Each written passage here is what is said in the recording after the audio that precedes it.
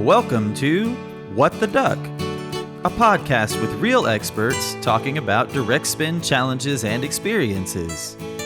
And now, here's your host, SourceDay's very own manufacturing maven, Sarah Scudder.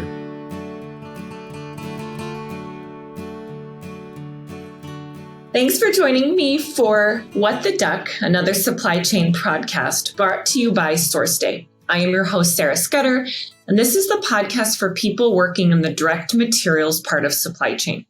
I'm at Sarah Scudder on LinkedIn and at S Scudder on Twitter.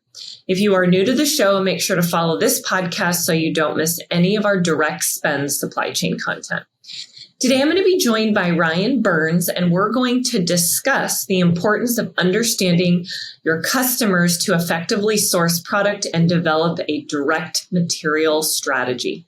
If you work for a manufacturer and are struggling to develop a strategy for your direct material spend, then this is the episode for you. Ryan has managed every part of the direct spend cycle: buyer, strategic sourcing, site procurement lead, global category manager, creating and leading a category management team, and leading procurement on 2 continents. For direct categories, most of his experience is in castings, machine components, fabrication, plastic, injection molding, seals, and gaskets. Ryan started his own consulting business about 11 months ago. Very exciting. Being an entrepreneur is not easy and can be a hard change going from being a practitioner to a business owner. And he helps manufacturers make their supply chains more resilient. Welcome to the show, Ryan. Thank you. It's great to be here. So Ryan, you and I share a similar passion for hiking. It's something that I developed during COVID when all of the gyms in California shut down for, I want to say, 2 years. And so I decided that I wanted to continue to get exercise. And I took up hiking and went to REI and bought my hiking clothes and hiking boots. Why do you love to hike? So I live in Denver, Colorado, and the mountains are absolutely gorgeous, but that's not reason enough to want to go hiking. I think the thing I like the most is that it just makes me shut down and disconnect for a bit. Sometimes literally there is no signal on the cell phone. And I honestly think that's one of the best experiences. But the fact that you just have to pay attention to make sure you don't accidentally fall off the side of the mountain it's just nice to focus on what's in front of you and take that time. I agree. I think the technology disconnect is my favorite part. Sometimes I'll purposely go to places that I know don't have cell or internet service. Right. What's your favorite place to hike? So I just told you that I love hiking in Colorado, which is very true. But my favorite one that I've done so far is actually earlier this year, I hiked the last 120 kilometers of the Camino de Santiago in Spain and just had a wonderful experience. It was over 5 days. Some days I was getting rained on, other days I wasn't. And I, had no control over the length because I had to get to my next lodging experience. But it was just a really, really good experience. It's the longest hike I've ever done. I typically am a day hiker, so I go somewhere and I hike for a long time and then I come back. It was just a wonderful experience. Now, was this a backpacking trip? I am not going to take that much credit. So there are services that will provide transport from hotel to hotel for your suitcase. So what would happen is I would leave to go hiking each morning with my day pack on my back, enough water, snacks, things like that. And I would get to my hotel whenever I finished my hike for the day, and my suitcase would be there, maybe a nice cocktail was waiting. So it wasn't exactly like I was roughing it, but I did enjoy the hiking. Awesome. So I'd like to begin with your personal story. So one of the things that I think is a little unique about your background is you were intentional with some of your degrees and actually focused on supply chain versus just kind of happen chance falling into it.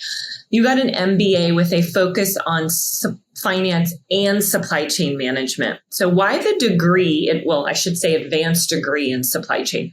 Right. So I was not a business undergrad. I had worked for a bit. I was a science major, and I went back to get my MBA for the education because I knew I wanted to be in the business world, but it was also for the career pivot, right? So part of the reason I chose finance was to give myself that credibility. I wanted to make sure that people knew that even though I had only 2 years of business education, that I knew what I was doing.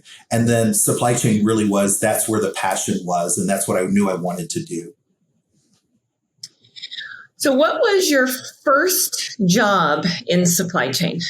My first supply chain job, right after getting my MBA, was as a strategic buyer working at a large spare parts distribution center. It was at the time the largest spare parts for elevators distribution center in the world.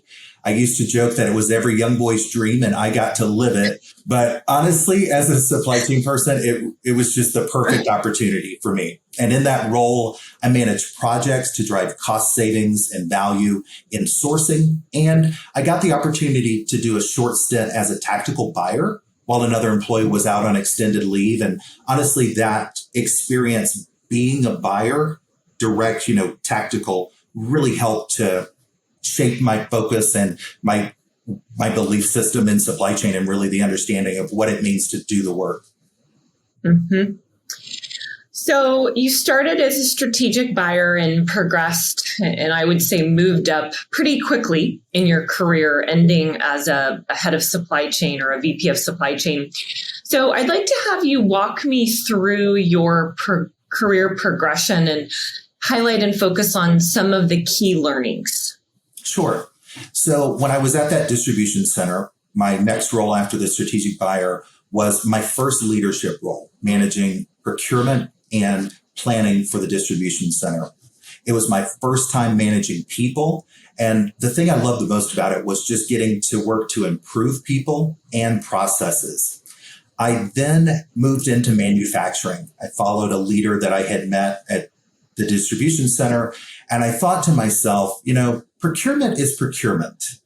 I couldn't have been more wrong. So it was a baptism by fire.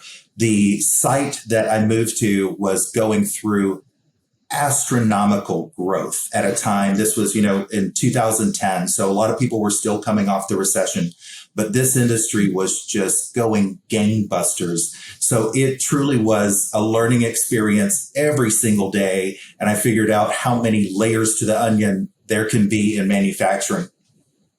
But it was a great learning and it was fun to be part of that organization.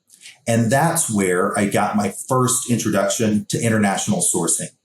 Previously at my work in the distribution center, most of our suppliers were either domestic or, if they had international supply coming in, it was through distribution. So I really enjoyed that. One of the things I did there is I grew the relationship we had with China at that time, but also developed a strong relationship with India. I grew that procurement role to eventually include everything that was both strategical and tactical procurement, production planning, warehousing, and logistics. And then my next step after that, I stayed with the organization, but I moved to corporate, and that was my first corporate role.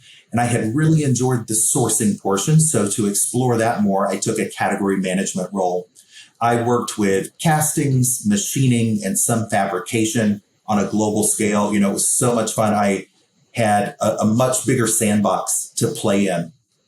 And then I just had so many opportunities while I was there. I think it's just that classic say yes mentality, right? So I had opportunities presented and I took them.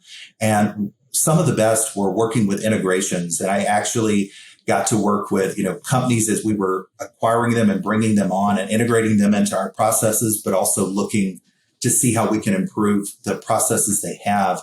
And I actually got to spend a year on site in Italy for one. And that was my only time working outside the US 100%, right, as an expat. And that was its own learning experience.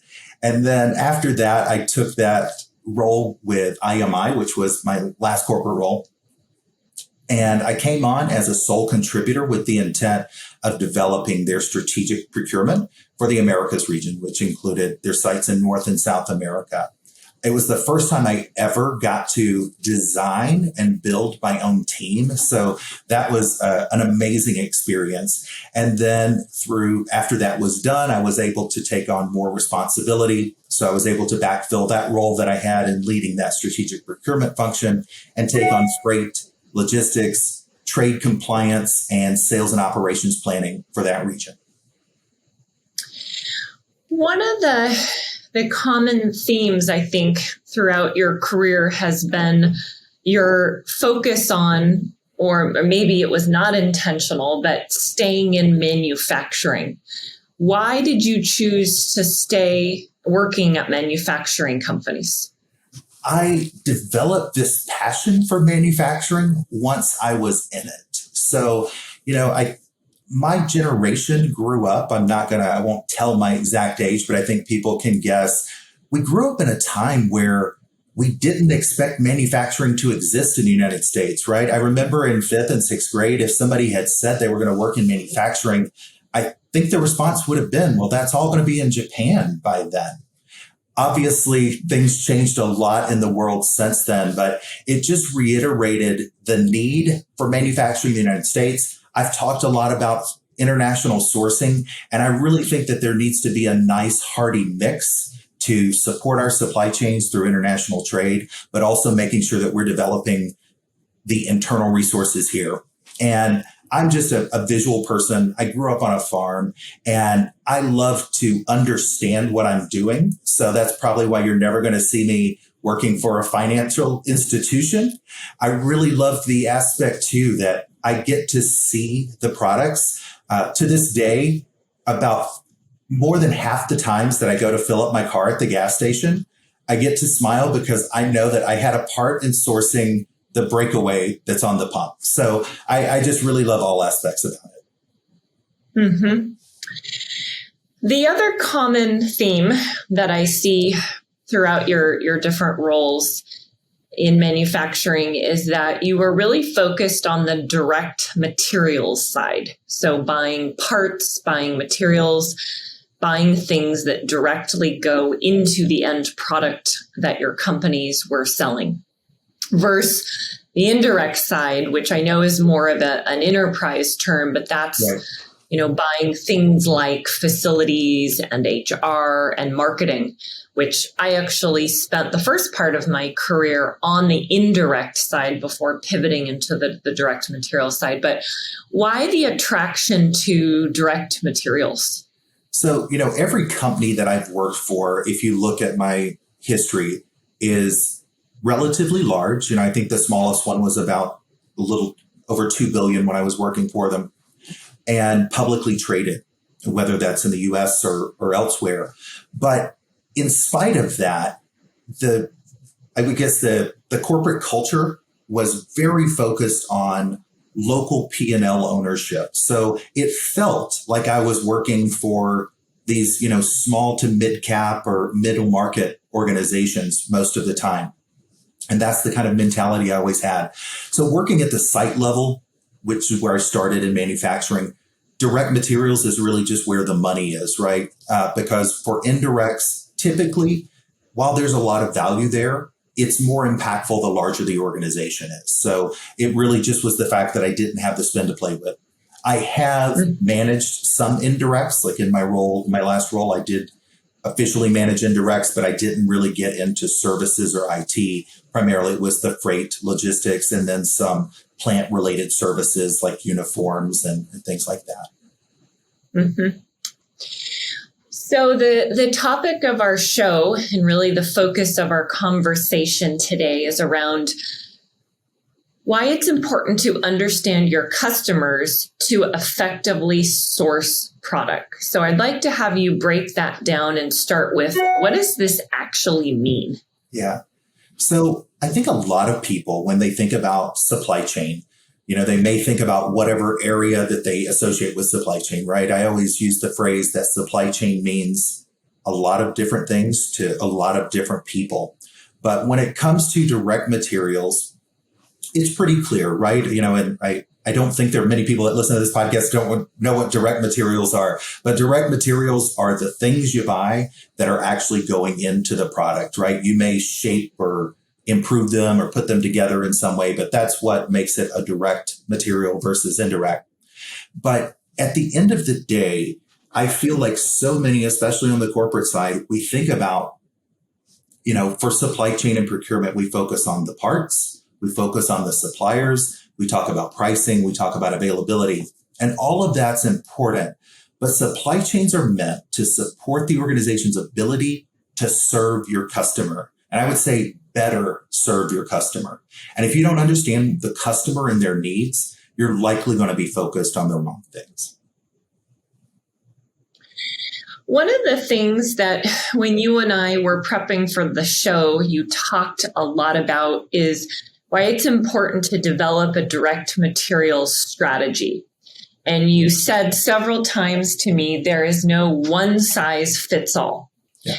So what does this mean? And why do you think it's so important to have a strategy for direct materials? The biggest thing for me and that I've seen, through my work is that and this is really true for everything, but let's talk specific to direct materials. If you don't have a defined strategy and understand it, your strategy will be shaped over time by things that happen. And typically it's going to be bad things that happen. The same way that a river cuts through a mountain over time and forms that, it's probably not going to create a strategy that's effective for you as a manufacturer or that's going to serve your customer base very well. How does so let's say somebody's newer to direct materials procurement. So maybe they're in a manager role, new to the industry, or somebody who's maybe advancing in their career a bit. How do you go about developing a direct materials strategy? Can you kind of start from the beginning and walk me through the steps on how to do this? Yeah. So I would say you really need to work from both ends. So number one, you need to understand what the strategy is for your business, right? What is the target for your company? Because the strategy is going to be very, very different on every level if you're trying to be the low-cost provider in your market versus a company that's with a strategy to say, we are the technical leader in our market, right? We're on the forefront. Very different for a company that might have a lot of internal capabilities. So I've worked in a lot of organizations where pretty much all of my facilities have had some type of ability to machine metal in-house, but also the need to buy it outside. So when you have those internal versus external capabilities, you don't just have to think about what am I buying? Where should I buy it from? How do I mitigate my risk? But you also need to have a good strategy as to what do I do in-house? How am I going to grow that strategy, right? Am I going to purchase more machines when I need to do this type of work? Or am I going to look to outside? So it really has so many different factors that's why I say there can't be a one size fits all. I say save the multi-step programs for the self-help books, because really especially manufacturing, you really have to look at the needs of the organization. So you mentioned when you were walking us through your career progression, you ran supply chain for IMI Precision Engineering. I think that was a role you served in for a little over 3 years. Correct. And one of the key things you did there was develop and build out a direct materials strategy. So can you walk me through what your strategy was there and what you learned through the process of building out that strategy? Of course. So, there's always a lot to learn with any strategy that you're developing, but I started with a focus on strategic procurement because that was something that they didn't have a good defined plan for. So, and when I say strategic procurement, I'm segregating the sourcing, deciding who are the suppliers we should most be, spending our money with and partnering with. What are the regions? What should we do to affect and improve the risk, of our supply chain? And then once I developed that, that's when I took the larger role that also included having every site supply chain lead dotted line into me. They, hardlined into their local general managers, but I had a dotted line. So then I had the tactical portion too. And really from that, it really grew from how do we mesh the strategy to the actual tactical execution at the plant level. And, the one thing I've always learned is, once again, no strategy works for everyone. If you're part of a larger organization, especially, you have to learn very quickly that there are very few things you can be 100% about, right? It's, for ethical behavior, financial, making sure you're doing the right things, you have to be 100%, right? We know that we have to do that. But if you can get to 80%, usually that's about as good as I think you can get with rare exception. And what I mean there is that you can create these strategies that are going to work the best for most of your sites, but there are going to be some things that are, exceptions that are special to that business. And that's why I say there can't be a one size fits all. Even at a small, to mid-sized organization, there may be exceptions to the rules.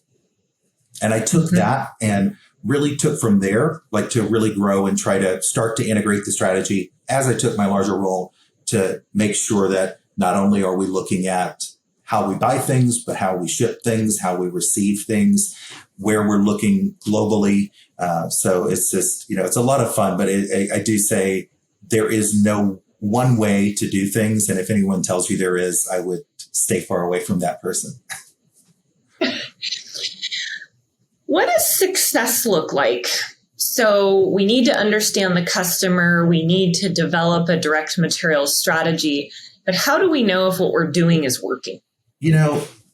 Obviously, are we supporting the customers? And for me, with, especially direct material procurement, I don't just mean the end customer, or if we're selling through distribution, our distributors. I also mean the operations team, right? Am I giving them in material what they need to succeed? And that would mean, do they have the right things at the right time and in the right quantity too, right? They're not having to move things throughout the plant. So that's where I see success. But at the end of the day, to me, success is delivering more value than expected.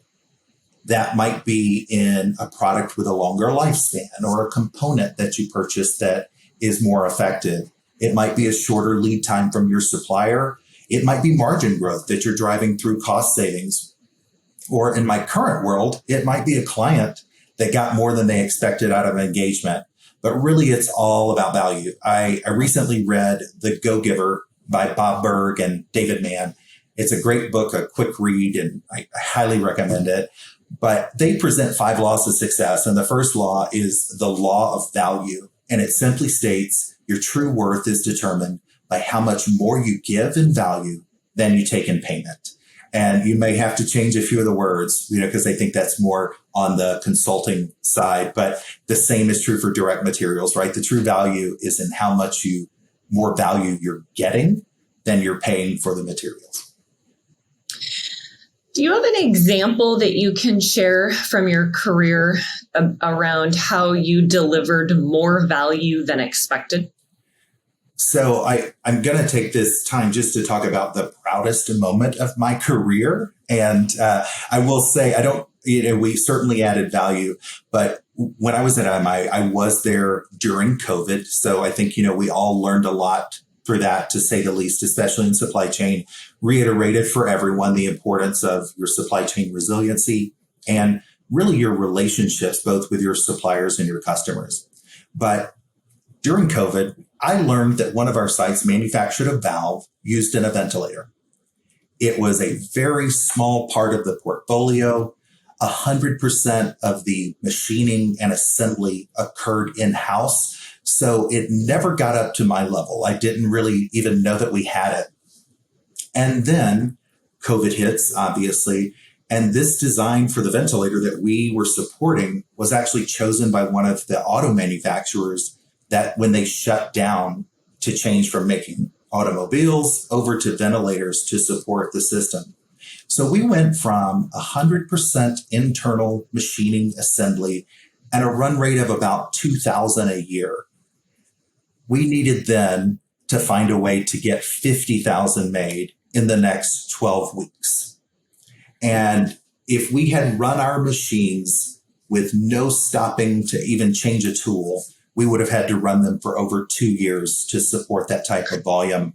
And the factory that we were making it at presently for assembly certainly couldn't support that. So within a very short time, we brought on suppliers, multiple suppliers to support to hit the timing targets.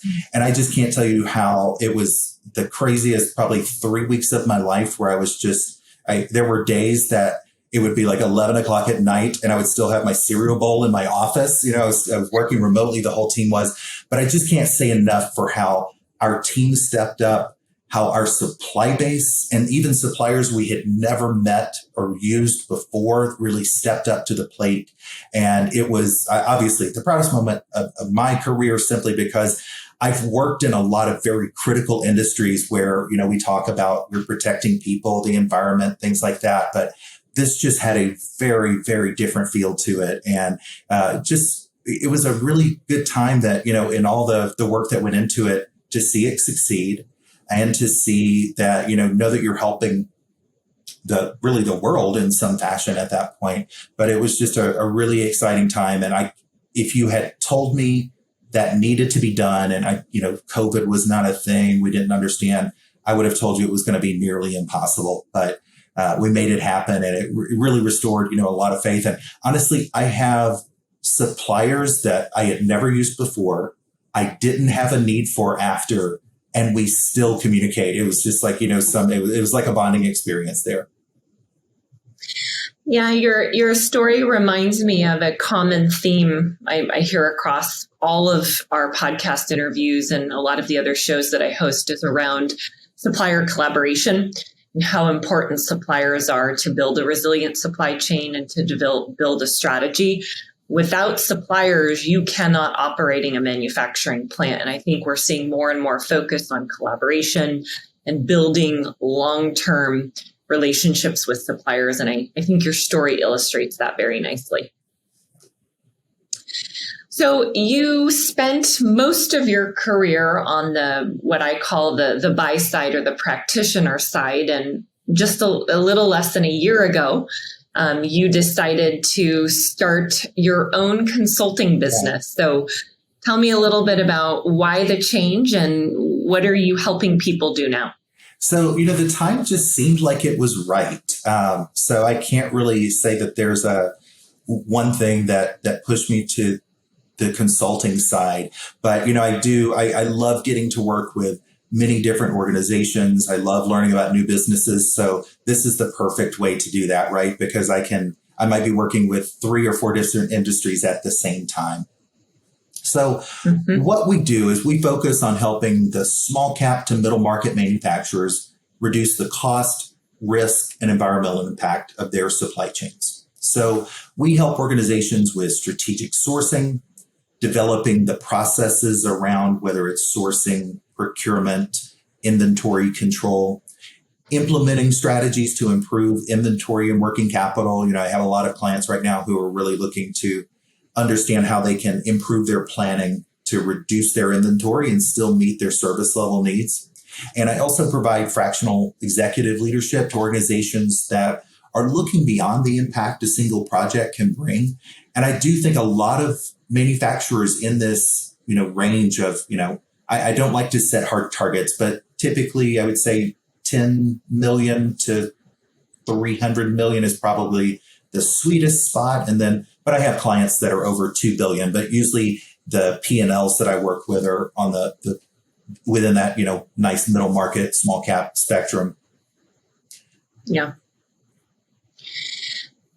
Thank you for discussing the importance of understanding your customers to effectively source products and develop a direct materials strategy today, Ryan. Thank you. If you have anything to promote or a project you want our audience to know about, now's the time. Tell us a little bit of what keeps you busy nowadays and where can people go to find you? Yeah. So obviously I want to promote the services of my firm. So you can find me on LinkedIn. It's Ryan Burns, and it's, type Ryan Burns in supply chain. You'll definitely find me. I also have my company page there, and my company's name is RBB Management Consulting. And you can find us online at RBB RBBmanagement.com. And in addition to just having some information about the firm and what we do, I also have a blog there. And it's just some of my thoughts on whatever I'm pondering at the moment in supply chain. And if anybody happens to be a fan of the Great British Baking Show and wants to wonder why life in supply chain can't be more like it, go check out my blog because we're on the same page. As for what I'm doing today, like I said, my focus is really with manufacturers and primarily manufacturers who have a good amount of direct material spend, obviously, and with typically manufacturers that have a differentiated spend, right? So they're buying multiple categories and have a little bit more complexity in their supply chain. And right now I'm helping people define some hard processes around sourcing, around procurement and inventory control. I have clients where I'm working to really define their strategy of how do I segment my inventory, right? How do I treat parts differently from a replenishment perspective to make sure that I can support it with either the team I have or the team that I know I want, right? A lot of people have bandwidth concerns, even with the current market right now, people have trouble finding employees. And so I've told a lot of people that it may not be that you need more employees. You just need a robust process that can help to be managed by fewer people. So there's so many different ways to attack it. And it's really been fun. If you missed anything, you can check out the show notes. You can find us by typing in What the Duck, another supply chain podcast in Google. To optimize the search results, make sure to add another supply chain podcast. To ensure you don't miss a single episode, make sure to follow this podcast and subscribe to us on YouTube. If you are new to the show, make sure to follow this podcast so you don't miss any of our direct materials supply chain content. I'm at Sarah Scudder on LinkedIn and S. Scudder on Twitter. This brings us to the end of another episode of What the Duck, another supply chain podcast. I'm your host, Sarah Scudder, and we'll be back next week.